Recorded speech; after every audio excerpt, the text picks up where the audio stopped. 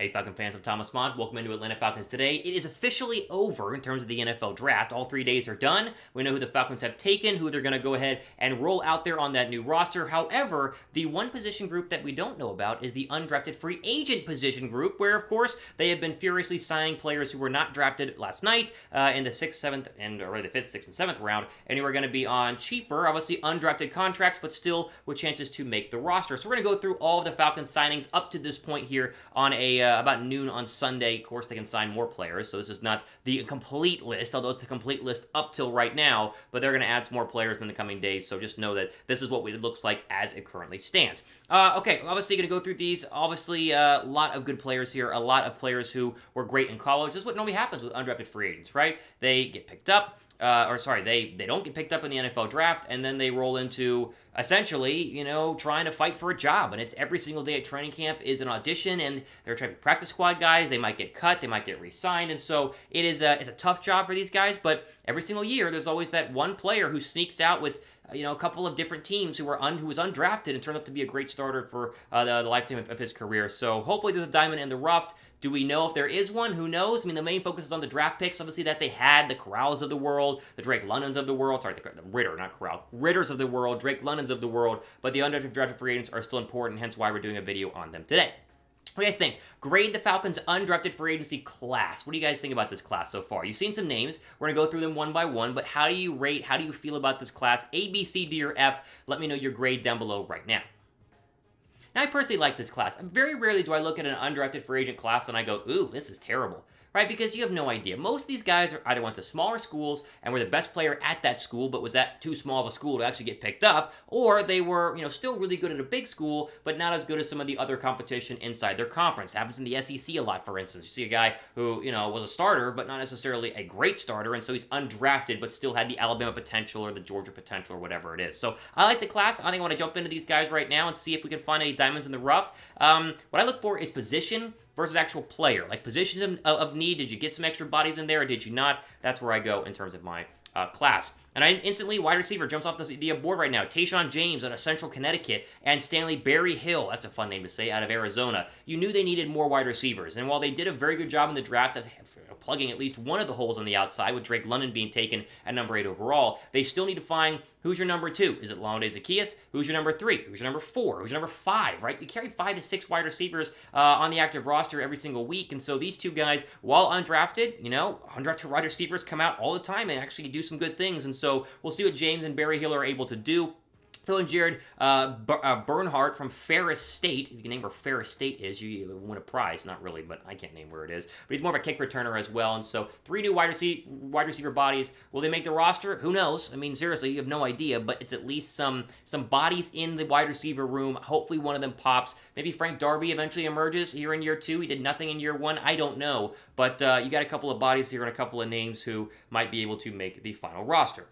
Now, before you go ahead and keep going, make sure you guys are subscribed to this channel. We have 6,000 just about subscribers on Atlanta Falcons Today, and even though there's a lot of lead up and build up to the draft, we don't just stop after the draft. Like, we have all off-season workouts, OTAs. Maybe they sign somebody else in free agency. The schedule's going to drop in May. Like, there's a ton of things going on with your Atlanta Falcons. We'll cover it all here. If you're a new subscriber, welcome. We appreciate you. If you've been here since, the first 10 subscribers, we appreciate your loyalty. It's the best channel, in my opinion. Free Falcons content almost every single day, so go down below and be sure to subscribe.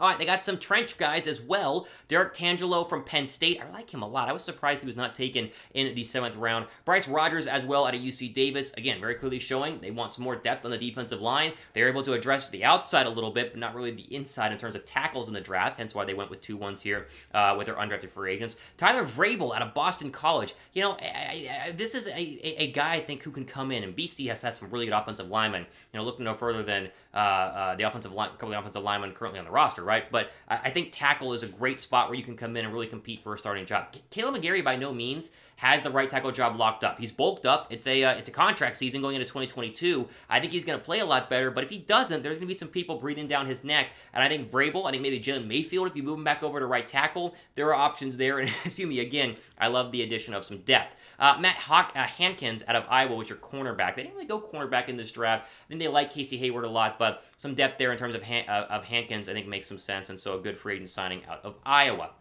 Do you guys have a favorite undrafted free agent signing overall? Like, is there one player that you really, really like that they went ahead and took? Let me know who that is down below. I like Tyshaun James. We talked about him earlier, Central Connecticut. I think he can be a receiver that, not a 1 or a 2, obviously, although we'd hope that could happen, but 4, maybe a 5, maybe a 3 at best. I'm a fan of his. I was really happy when they signed him, but if you have a favorite, let me know who that is down below.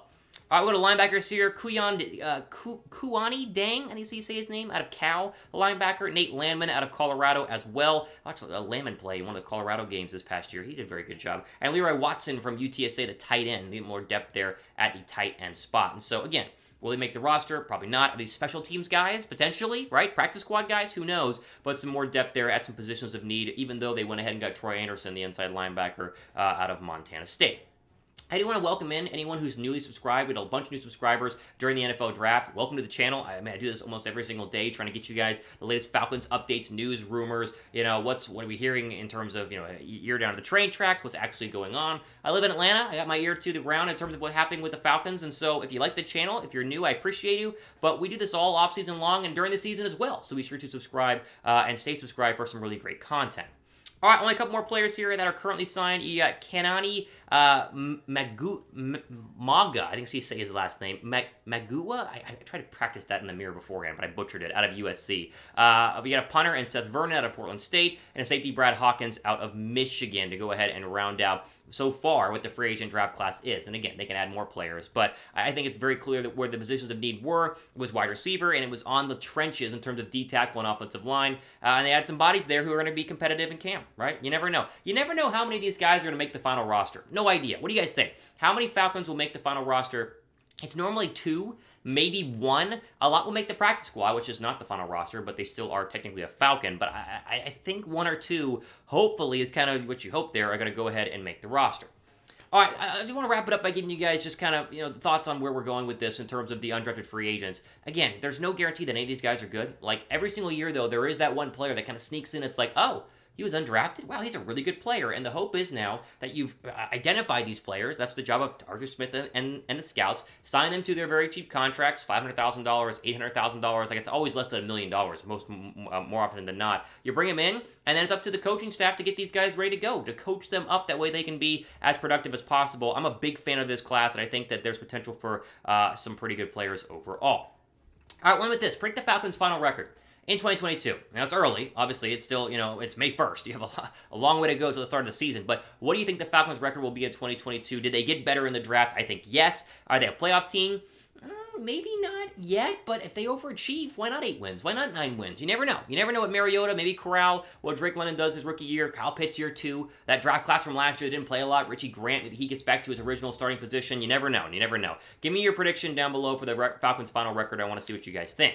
All right, ultimate today on Atlanta Falcons news and rumors video, undrafted free agent edition. I'm going out of town. I'm going to Europe on a vacation, a little post-draft vacation for the basically the next week and a half. So if you don't see me on the channel, some other guys from Chat Sports are going to fill in. So I'm not going anywhere. Just know that I'm on vacation. So I'll be back soon. Don't worry. Just sit tight. And always follow me on Twitter because I'll tweet stuff while I'm there, no matter what, all the time.